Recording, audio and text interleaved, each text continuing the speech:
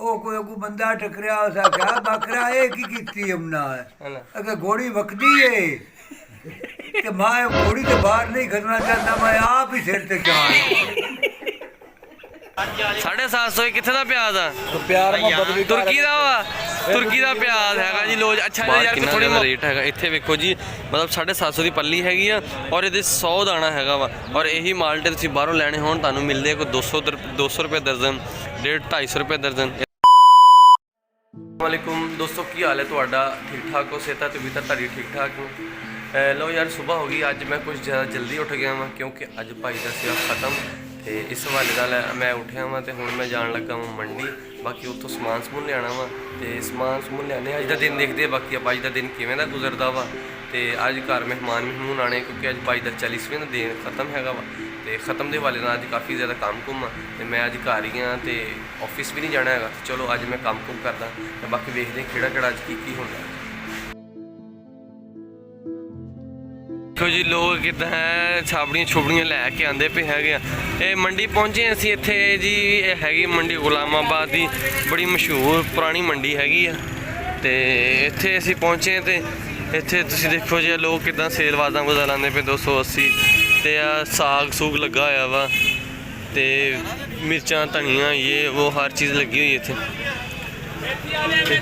ਤੁਸੀਂ ਆ ਵੇਖੋ ਇਹ ਮੂਲੀਆਂ ਇਹ ਅਸੀਂ ਬੜੇ ਸਬਜ਼ੀ ਵਾਲੀ ਸਾਈਡ ਤੇ ਬਾਕੀ ਅਸੀਂ ਹੁਣ ਜਦੋਂ ਜਿਹੜੀ ਚੀਜ਼ਾਂ ਲੈਣੀਆਂ ਉਹ ਵੇਖ ਲਈ ਅਸੀਂ ਕਿਹੜੀ ਚੀਜ਼ਾਂ ਲੈਣੀਆਂ ਔਰ ਕਿੱਥੋਂ ਮਿਲਣੀਆਂ ਤੇ ਕੀ ਹਿਸਾਬ ਕਿਤਾਬ ਹੈਗਾ ਵਾ ਵੇਖ ਲਈ ਅੱਗੇ ਜਾ ਕੇ ਕਿਹੜੀ ਸਾਈਡ ਤੇ ਜਾਣਾ ਹੁਣ ਪਹਿਲੇ ਆਪਾਂ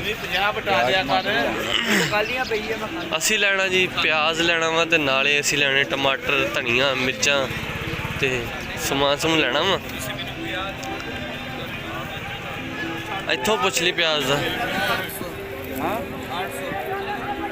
ਪਿਆਜ਼ 800 ਰੁਪਏ ਧੜੀ 800 ਰੁਪਏ ਧੜੀ 160 ਰੁਪਏ ਕਿਲੋ ਪਿਆਜ਼ ਹੋਣਾ ਵਾ ਜੀ ਅੱਛਾ ਜੀ 160 ਆਲੂ ਤੇ ਪੁੱਛ ਆਲੂ ਕੀ ਰੇਟ ਆ ਵੱਟੀ ਹਾਂ 30 ਰੁਪਏ ਤੇ ਉੱਥੇ ਹੀ ਵਿਕਦੇ ਪਏ ਆ 30 ਤੇ ਰੋਡ ਦੇ ਵਿਕਦੇ ਪਏ 30 ਰੁਪਏ ਕਿਲੋ ਤੇ ਰੋਡ ਦੇ ਵਿਕ ਰਹੇ ਆ ਲੋ ਯਾਰ ਮੰਡੀ ਦੇ ਵਿੱਚ ਆਉਣ ਦਾ ਦੇਖੋ ਕੀ ਫਾਇਦਾ ਹੋਇਆ ਵਾ ਕਿ ਆਲੂ ਜਿਹੜੇ ਮੰਡੀ ਦੇ ਵਿੱਚ ਹੈਗੇ ਆ ਉਹ ਵੀ 30 ਰੁਪਏ ਕਿਲੋ ਆ ਔਰ ਉੱਥੇ ਬਾਜ਼ਾਰਾਂ ਦੇ ਵਿੱਚ ਮਤਲਬ ਰੋਡ ਤੇ ਜਿਹੜੇ ਲਗਾਏ ਉਹ ਵੀ 30 ਰੁਪਏ ਹੀ ਕਿਲੋ ਆ ਤੇ ਪਿਆਜ਼ ਦਾ ਇੱਥੇ ਕਾਫੀ ਫਰਕ ਆ ਪਿਆਜ਼ ਜਿਹੜਾ ਅੱਛਾ ਪਿਆਜ਼ ਆ ਪਿਆਜ਼ 650 ਦੀ ਵੱਟੀ ਹੋ ਗਈ ਆ ਉਹ ਕਿਦੋਂ ਆ ਕਿੱਥੇ ਹਾਂ ਪਿਆਜ਼ 650 ਦੀ ਵੱਟੀ ਆ ਕਿਤੇ 800 ਦੀ ਵੱਟੀ ਆ ਤੇ ਮੁਖਤਲਿਫ ਰੇਟ ਹੈਗਾ ਵਾ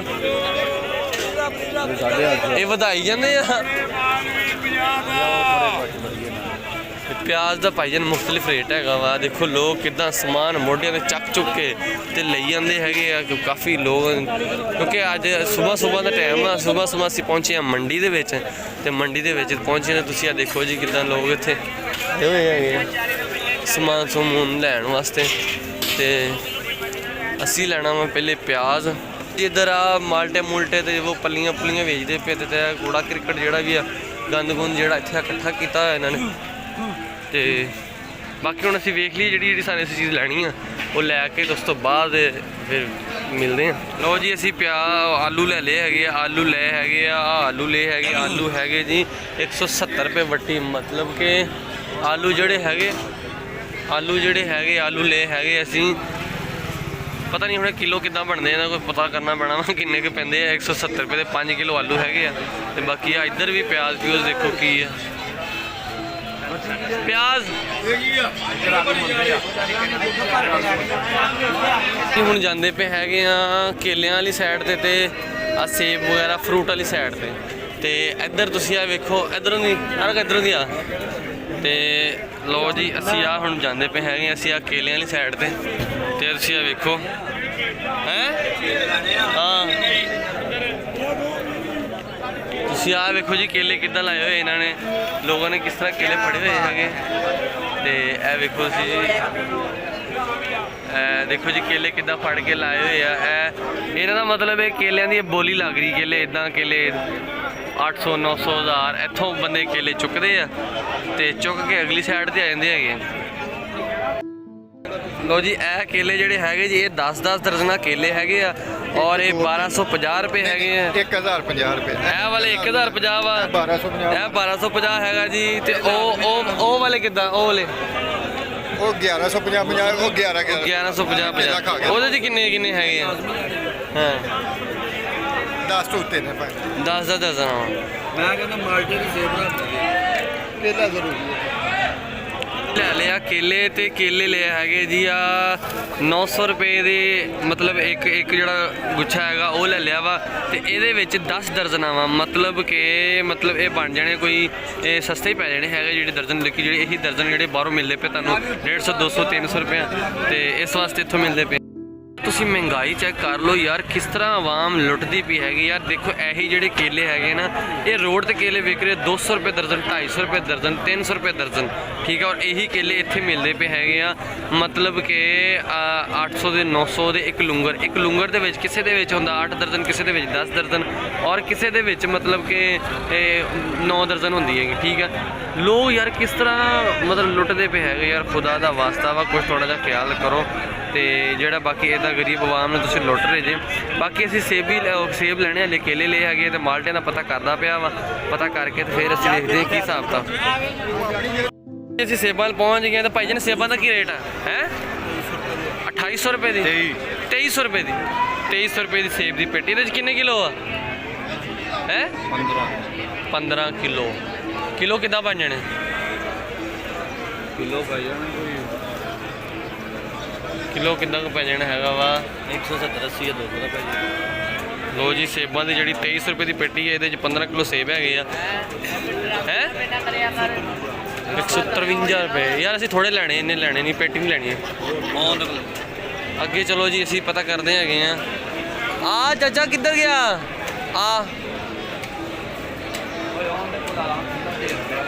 ਖੁੱਲੇ ਸੇਬ ਲੈਣੇ ਯਾਰ, ਅਸੀਂ ਇੰਨੇ ਜ਼ਿਆਦਾ ਲੈਣੇ ਨਹੀਂ ਹੈਗੇ, ਅਸੀਂ ਲੈਣੇ ਥੋੜੇ ਜਿਹੇ। ਇੱਥੋਂ ਪਤਾ ਕਰਦੇ ਆ ਸੇਬ ਵੀ ਯਾਰ, ਬੜੀ ਮਹਿੰਗਾਈ ਹੈਗੀ ਹੈ।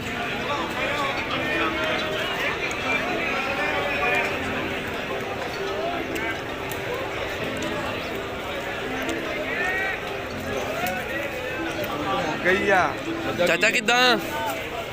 ਹਾਂਜੀ 300 ਰੁਪਏ ਕਿਲੋ ਹੈ, 280 ਰੁਪਏ ਨਹੀਂ ਧੜੀ 1450 ਉਹ 1300 ਵੀ ਉਹ ਤੋਂ ਵੀ ਉੱਤੇ ਆ। ਇਹ ਚਾਚਾ ਗਾਂ ਰੇਟ ਚਲਾ ਗਿਆ। ਅੱਛਾ ਜੀ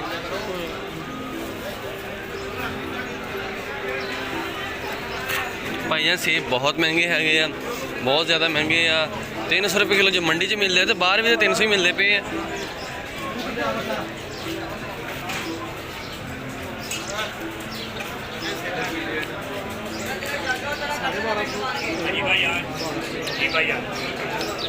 ਵੱਟੀ 12 ਤੇ 12.5 ਅੱਛਾ। ਇਹ ਜੀ 1200 ਰੁਪਏ ਦੀ ਵੱਟੀ, ਮਤਲਬ 1200 ਰੁਪਏ ਦੇ 5 ਕਿਲੋ ਸੇਬ, ਠੀਕ ਹੋ ਗਿਆ।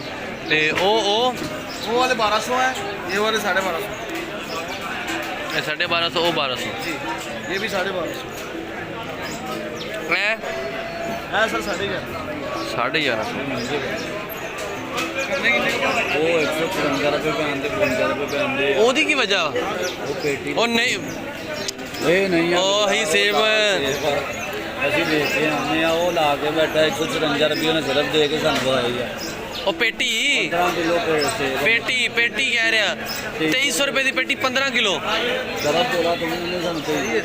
ਨਹੀਂ ਇੰਨੇ ਦੀ ਨਹੀਂ ਹੈਗੀ पता नहीं वो सुन ਉਹ ਵੀ मेरे को जो चीज़ ना वो दस वो मेरे को सेब पे ਹਾਂ 3 नंबर कंपनी सी उसकी 3 ਅੱਛਾ 2750 रुपये का ਉਹ टोटली वो 10 आया छोटा बड़ा नहीं होता अच्छा। को साइज का ये अगर थल्ले वाली सब तो एंड वाली तय होंगी ना उधर आगे थोड़ा होता बाकी सारे ਜਿਹੜੇ ਤय ਵਾ ਉਧਰ ਅੱਗੇ ਰੈਡ ਕਰ ਚਲੋ ਜੀ ਅੱਗੋਂ ਵੇਖ ਲੈਨੇ, ਕਿਤੇ ਹੋਰ ਵੇਖ ਲੈਨੇ। ਹਾਂ ਫਿਰ ਆ ਜਾ, ਫਿਰ ਉਹਦੇ ਕੋਲ ਹੀ ਲੈ ਲੈਂਦੇ ਆ ਜਿਹੜਾ 5-6 ਕਿਲੋ ਲੈਣੇ ਆ। ਚਲਾ ਫਿਰ ਉਹਨੂੰ ਵੇਖ ਲੈਨੇ ਕੀ ਕਹਿੰਦਾ ਯਾਰ, ਕੋਈ ਹਿਸਾਬ ਲਵਾ ਦੇ ਯਾਰ ਸਾਡਾ। ਇਹ ਛਾਪ ਦੇ ਮਸਾਬਰ ਇੱਥੋਂ ਲੋ ਜੀ ਸੇਬ ਵੀ ਬਹੁਤ ਮਹਿੰਗੇ ਹੈਗੇ ਵੀਰੇ ਇੱਥੇ। ਲੋ ਜੀ ਮੰਡੀ ਦੇ ਵਿੱਚ ਸਮਾਨ ਸਮੂਨ ਸਾਰਾ ਲੈ ਲਿਆ ਵਾ ਤੇ ਹੁਣ ਅਸੀਂ ਚੱਲੇ ਵਾਂ ਵਾਪਸ ਘਰ ਨੂੰ। ਤੇ ਬਾਕੀ ਘਰ ਜਾਂਦੇ ਆ ਤੇ ਘਰ ਜਾ ਕੇ ਵੇਖਦੇ ਸਾਰਾ ਕੀ ਹਿਸਾਬ ਕਿਤਾਬ ਕੀਤਾ ਵਾ। ਆਓ ਫਿਰ ਚੱਲੀਏ ਘਰ। ਯਾਰ ਅੱਜ ਭਾਈ ਦਾ ਖਤਮ ਸੀ ਤੇ ਸਾਰਾ ਦਿਨ ਮੈਂ ਘਰ ਹੀ ਰਿਹਾ, ਮੰਡੀ ਸੁਬਾ ਗਿਆ। ਉਸ ਤੋਂ ਇਲਾਵਾ ਤੇ ਕੰਮ ਬਹੁਤ ਜ਼ਿਆਦਾ ਸੀ, ਮੈਂ ਵਾਹਵਾ ਕੰਮ ਕਰਦਾ ਰਿਹਾ। ਤੇ ਸ਼ਾਮ ਹੁਣ ਬੈਠੇ ਰਾਤ 12-1 ਦਾ ਟਾਈਮ ਹੋ ਗਿਆ ਤੇ ਮੇਰੇ ਆ ਚਾਚਾ ਜੀ ਬੈਠੇ ਹੋਏ ਆ, ਨਾਲ ਆ ਮੇਰਾ ਕਜ਼ਨ ਬੈਠਾ ਹੋਇਆ ਵਾ, ਤੇ ਨਾਲ ਆ ਮੇਰੇ ਅੱਬਾ ਜੀ ਸੁੱਤੇ ਪਏ ਤੇ ਆ ਦੇਖੋ ਕਿਦਾਂ ਹੁੱਕਾ ਚੱਲ ਰਿਹਾ ਹੈਗਾ ਵਾ, ਤੇ ਬੈਠੇ ਹੋਏ ਆ ਬੜਾ ਗੱਲਾਂ ਗੁੱਲਾਂ ਕਰਦੇ ਹੋਏ ਪੁਰਾਣੀਆਂ। ਤੇ ਚਾਚਾ ਜੀ ਕੋਈ ਕਹਾਣੀ ਸਾਨੂੰ ਸੁਣਾਉਂਦੇ ਪਏ ਜੀ, ਗੱਲ ਸੁਣਾਉਂਦੇ ਸੀ। ਕੀ ਚਾਚਾ ਜੀ, ਉਹ ਕਿਹੜੀ ਗੱਲ ਹੈਗੀ? ਉਹ ਗੱਲ ਇਹ ਹੈ ਵੀ ਬਹਾ ਬਾਬਾ ਬਾਕੋਰ ਅੱਛਾ ਜੀ।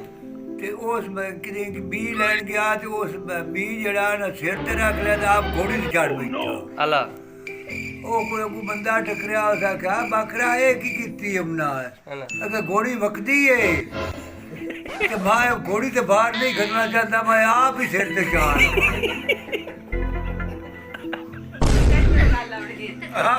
ਉਹਦੀ ਵਜ੍ਹਾ ਹੈ ਕਿ ਉਹ ਮਤਲਬ ਇੱਕ ਕਹਾਣੀ ਦਾ ਮਤਲਬ ਇਹ ਹੈਗਾ ਸੀਗਾ ਕਿ ਇੱਕ ਬੰਦਾ ਜਾ ਰਿਹਾ ਸੀ ਘੋੜੀ ਦੇ ਉੱਪਰ ਬੈਠ ਕੇ, ਉਹ ਲੈ ਕੇ ਜਾ ਰਿਹਾ ਸੀ ਮਤਲਬ ਕੋਈ ਗੰਦਮ ਵਗੈਰਾ ਜਾਂ ਕੋਈ ਚੀਜ਼ ਲੈ ਕੇ ਜਾਂਦਾ ਪਿਆ ਸੀ।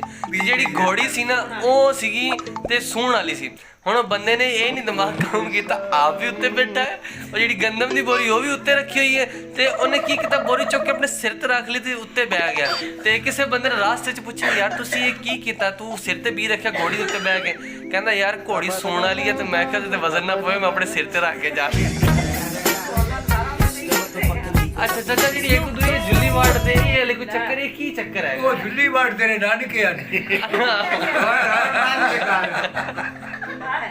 ਕੀ ਮੇਰੇ ਨਾਨਕੇ ਨੇ ਕੀ ਉਹਨਾਂ ਜੁੱਲੀ ਦੇ ਉਹ ਆਟਾ ਵੰਡਣ ਲੱਗੇ ਨਾ ਅਲਾ ਤੇ ਜੁੱਲੀ ਵੱਧ ਗਿਆ ਨੇ। ਅੱਛਾ ਉਹਨਾਂ ਸੋਚਿਆ ਵੀ ਉਹਨੇ ਉਹ ਕਿਵੇਂ ਵੰਡੀਏ, ਉਹਨਾਂ ਤਰੋਂ ਵਿੱਚ ਕੀਤੀ ਵੱਡੀ ਤੇ ਗਈ ਨਾ ਉਹਦਾ ਰਿਸ਼ਤਾ ਕੀਤਾ ਆ ਇਹਦੇ ਕਰ ਲੈਣਾ ਉਹ ਇਹ ਤੂੰ ਆਣਾ ਘਰ ਆ ਤੂੰ ਆਦੀ ਮੈਂ ਆਉਣਾ ਹੀ ਕੋਈ ਨਹੀਂ, ਮੇਰਾ ਉੱਥੇ ਦਿਲ ਲੱਗ ਗਿਆ। ਲੱਖ ਲਾ ਦੀ ਉਹਦੀ ਬਿਰਾਦਰੀ ਆਪੇ ਦਾ ਉਹਨਾਂ ਨੂੰ ਬੜਾ ਚੜਿਆ ਵਾ ਗੁੱਸਾ।